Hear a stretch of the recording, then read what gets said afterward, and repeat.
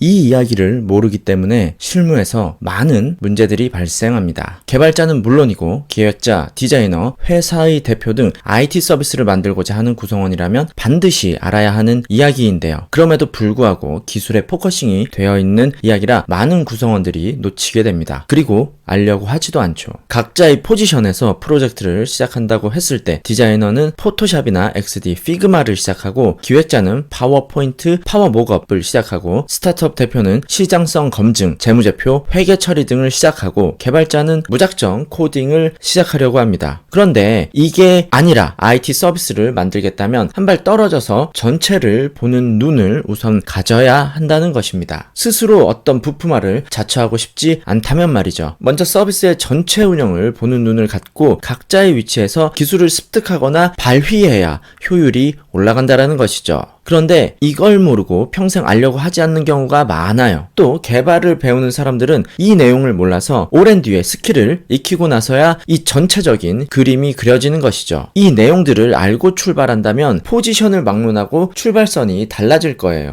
최소한의 호기심이 있다면 반드시 이 내용을 들어보고 시작하시길 바랄게요. 자, 이 이야기란 지난 코딩 기초 상식 시리즈 최종편인데요. 시리즈에서 말씀드렸던 내용들을 토대로 마지막으로 더 쉽고 더 간략하게 만들었습니다. 말씀드렸듯 이 영상은 코딩을 하시려는 분들은 무조건 보셔야 하고 IT 서비스의 구성원인 디자이너, 기획자, PM, 퍼블리셔, 스타트업 대표를 하고 계시거나 준비하신다면 반드시 보셔야겠습니다. 특히 코딩을 하고 싶으신 분들 중 이 영상이 이해가 안 되신다면 되실 때까지 몇 번 돌려보는 것이 좋겠습니다. 이 내용을 이해하고 있다면 웹이나 앱 서비스가 구동되는 원리가 투명하게 보이실 것이고 그것은 어떤 로드맵보다도 기술적으로 여러분들이 해야 할 일이 명확해진다라는 것입니다. 코드 한 줄 더 아는 것보다 이렇게 전체를 파악하는 힘이 매우 중요합니다. 특히 챗 GPT와 같은 AI 세상에서는 전체를 보는 눈이 더욱 중요해질 수밖에 없죠. 본론으로 가서 IT 서비스, 즉 웹 또는 앱이 구동될 때까지 전체 구조를 이렇게 한 장에 정리해 봤습니다.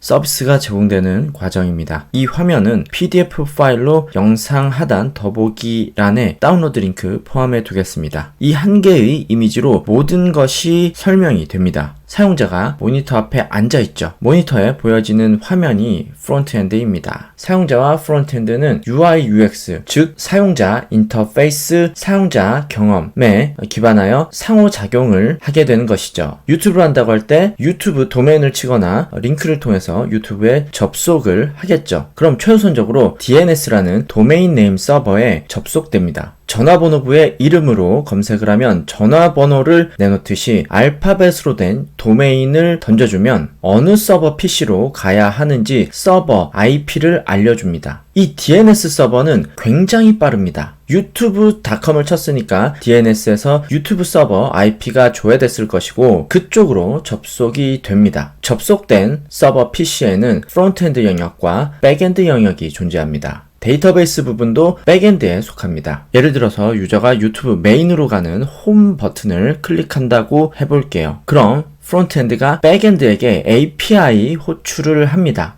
메인에 노출되는 영상들은 보통 사람들이 알고리즘 신에게 선택된 영상들이라고 하죠. 백엔드는 SQL 쿼리를 날려서 DB를 조회합니다. 여기서 select라는 쿼리문으로 데이터를 조회하게 되는데 이 부분이 알고리즘 신인 거예요. 쿼리에 대해서는 뒤에서 다시 말씀드리겠습니다. 셀렉트문으로 선별된 데이터를 백엔드가 받아서 이 데이터를 JSON이라는 형태로 만들어줘요. JSON이란 자바스크립트 오브젝트 노테이션의 약자입니다. 이건 전혀 기억할 필요가 없습니다. 저도 이번에 처음 알았어요. JSON만 기억하면 되는 거죠. EXE가 실행 파일 포맷인 것처럼 JSON이라는 데이터의 포맷이 존재한다. 개발에서 범용적으로 정말 많이 사용되는 포맷입니다. 왜 JSON이 필요하냐? 백엔드의 데이터를 프론트엔드에 전달하기 위해서입니다. 프론트엔드는 JSON으로 받은 것을 다시 배열화해서 화면에 뿌려줍니다. 배열화라는 것은 유튜브 메인에 노출될 영상들이 여러 개잖아요. 있잖아요. 데이터의 리스트가 곧 배열이라는 것입니다. 영어로 array고요. 한자로는 이렇게도 쓰고 이렇게도 씁니다. 이 앞에 배열은 비슷한 것끼리 줄지어놨다는 뜻이고요. 이 두 번째 배열의 배는 배자가 밀칠 배자예요. 줄을 밀쳐놨다 정도로 이해가 되겠는데요. 자바스크립트에서 배열을 추가할 때 실제로 add라는 표현을 쓰는 것이 아니라 push라는 메소드를 사용합니다. 개념을 알고 있으면 기본 메소드 하나를 자동으로 암기하는 것이라 살짝 소개해드렸습니다. 그럼 말뜻에서 알 수 있듯이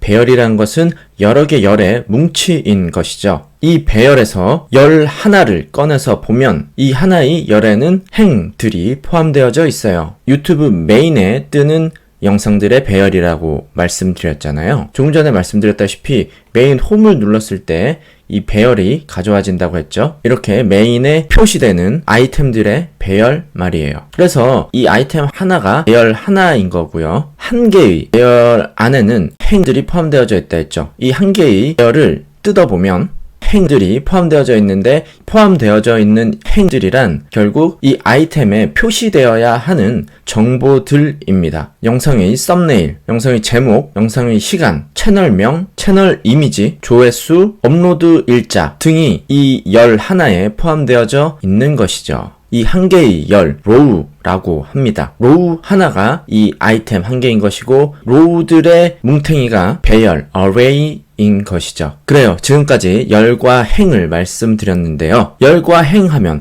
가장 먼저 무엇이 생각나시나요? 보통 엑셀이 먼저 떠오르죠. 이렇게 열과 행의 개념이 있는 얘네 데이터들 어떻게 저장되어져 있을까요? 엑셀 판박이로 저장되어져 있어요. 그걸 데이터베이스, 줄여서 DB라고 부릅니다. 이렇게 열과 행으로 이루어져 있고요. 거의 엑셀이죠. 데이터를 조회할 때 select, 입력할 때 insert, 수정할 때 update, 삭제할 때 delete 이렇게 명령어를 사용하는데 이렇게 DB에서 사용하는 명령어를 명령어라고 하지 않고요. 그렇다고 코드라고도 하지 않고요. 쿼리 또는 쿼리문이라고 합니다. DB에서 데이터를 조작하는 명령문을 쿼리라고 하는 것이죠. select 쿼리문을 잘 짜면 좋은 데이터를 선별할 수 있는 것이죠. select 쿼리를 어떻게 작성하냐에 따라서 조회 속도가 많이 달라집니다. DB 전문가들이 하는 일이 DB 튜닝이라고 해서 데이터가 쌓여서 느려진 DB 구조를 변경하거나 쿼리문을 좀 더 좋은 쪽으로 수정해주는 그런 작업을 하게 됩니다. 참고로 이렇게 DB에는 이미지가 파일로 DB에 들어있는 것이 아니라 서버에 이미지가 어딘가에 저장되어져 있겠죠. 그 이미지의 경로를 이렇게 DB 안에 저장을 하는 것입니다. 이제 배열을 통해 화면에 뿌려지면 사용자가 눈으로 확인해 볼 수 있는 것이죠. 이제 프론트엔드에서 그 배열을 가지고 화면에 뿌려주죠. 제이슨을 화면에 뿌려주는 작업을 파싱이라고 합니다. 그리고 파싱이 완료되면 사용자 눈에 보이게 되는 것이죠. 클릭 한 번에 지금까지 말씀드렸던 이 전체 과정이 빠르게 실행되는 것입니다. 이게 다예요. 정말 간단하죠. 허무할 정도로 간단하군요. 정말 쉬워요. 이게 진짜 로드맵이죠. 공부할 것들을 막 억지로 만들어 놓은 것이 아니라 진짜 사용되고 있는 이 구조를 펼쳐놓고 이 구조에서 필요한 것들을 배워나가는 것. 그게 진짜 로드맵이라는 거예요. 이제 시작하려는 사람들에게 겁만 주는 말도 안 되는 광범위한 로드맵은 보지 마시고 진짜로 나에게 필요한 기술 역량이 무엇인지 파악해 나가는 것이 중요합니다. 결론은 뭐다?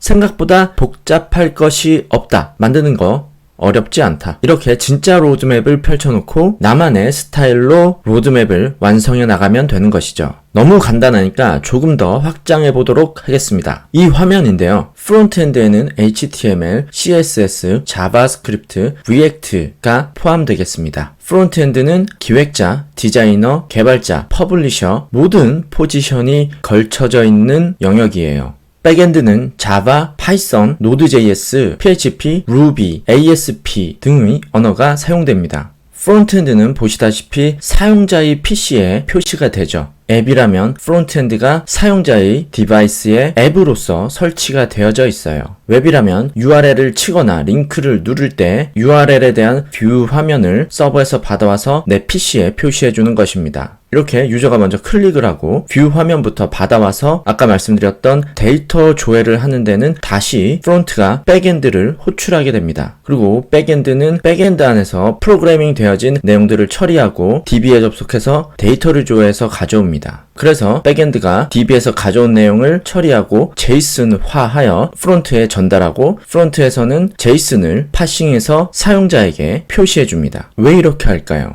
왜 프론트랑 백엔드를 나눠놨냔 말이에요. 웹은 왜 먼저 뷰를 표시해주고 다시 백엔드에 호출을 해서 데이터를 가져와서 다시 한번 보여주냔 말이죠. 화면 호출 한 번에 몇 번씩 서버에 왔다 갔다 하는 방식이에요. 앱은 또 데이터에 관한 내용들을 어차피 서버에 접속해서 가져올 텐데 뭐할로 앱을 설치할 때 프론트를 설치하게끔 해놨냔 말이죠. 왜 이런 번거로운 짓을 할까요? 이유는 속도 때문입니다. 사실 DB를 조회하는데 시간이 제법 걸리게 됩니다. 백엔드에서 많은 데이터를 처리하면 로딩이 필요하죠. 그래서 사이트 규모가 커질수록 이 DB의 신속성이 떨어지게 되고 사이트의 쾌적함이 줄어들게 되는 것이죠. 그래서 DB를 더 신속하게 만들고 쾌적하게 만드는 노력이 필요합니다. 이 체감 속도를 최소화하기 위해 이렇게 프론트와 백엔드 영역을 나눠놨어요. 일단 시각적으로 눈에 큰 레이아웃들을 먼저 띄워놓고 데이터에 관한 요소들이 조금은 늦게 뜨더라도 체감상 그렇게까지 느리게 느껴지지 않습니다. 그런데 전체를 한 번에 로드한다면 모든 데이터가 준비될 때까지 흰 화면에 마우스가 빙글빙글 돌면서 로딩이 걸리는 것이거든요. 때때로 이런 사이트들을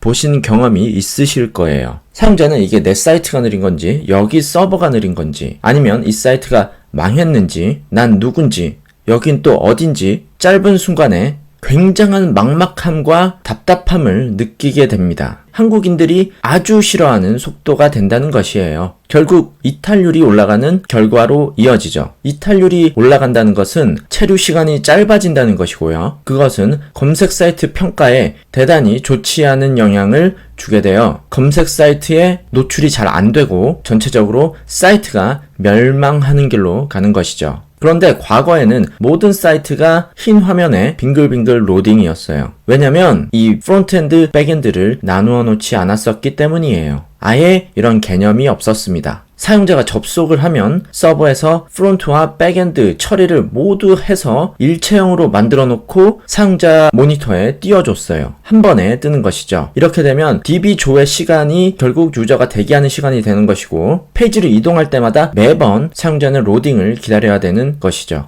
이 사이트 응답 시간은 0. 몇 초 차이가 날수록 이탈률이 몇 배로 늘어나게 됩니다. 그래서 모던 웹에 와서 이렇게 API, 아작스 등을 사용해서 비동기화라는 개념을 쓰게 되고 이탈률을 줄이는 노력을 하게 된 것이죠. 기본적으로 모던 웹은 MVC라고 해서 모델, 뷰, 컨트롤러 영역이 나눠져 있어요. MVC의 M은 모델로서 데이터베이스를 담당하고요. MVC의 V는 뷰로 프론트엔드를 담당하고요. 마지막으로 MVC의 C는 컨트롤러로 컨트롤러라는 이름에 맞게 뷰와 모델 그리고 전반적인 이 프로그램을 컨트롤링하는 영역인 것이죠. 이것이 바로 모던 웹의 기본 형태입니다. 그리고 이런 형태를 바로 즉시 사용하도록 만들어 놓은 것이 프레임워크고요. 다양한 프레임워크들이 있습니다. 언어별 프레임워크 종류는 지난 제 영상을 참고하세요. 유저가 누르면 프론트엔드는 즉시 보여줘요. 화면의 틀, 레이아웃이 보여지고요. 만약에 유튜브에서 홈을 연속으로 계속 다다다닥 누르게 되면 컨텐츠가 나와야 하는 부분들이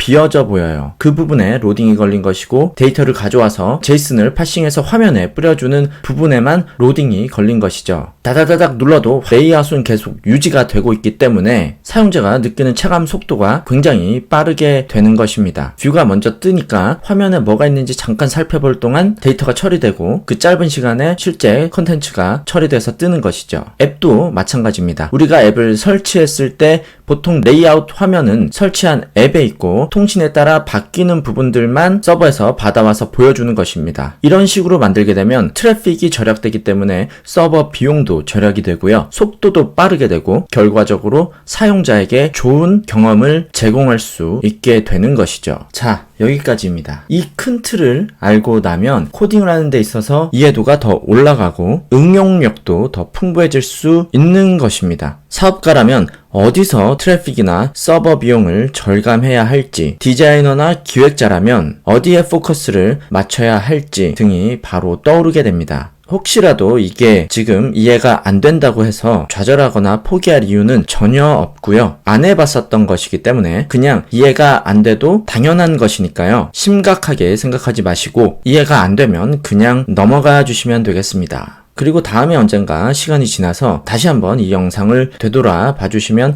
되겠습니다. 경험치에 따라서 오늘 내용이 전혀 다르게 느껴질 수 있습니다. 네, 앞으로는 이 기본 상식을 토대로 더 다양한 시도들을 해보고 또 다양한 수익화도 해볼 수 있도록 하겠습니다. 구독, 좋아요, 알림 설정 부탁드리고 시청해 주셔서 감사합니다. 행복한 하루 되세요.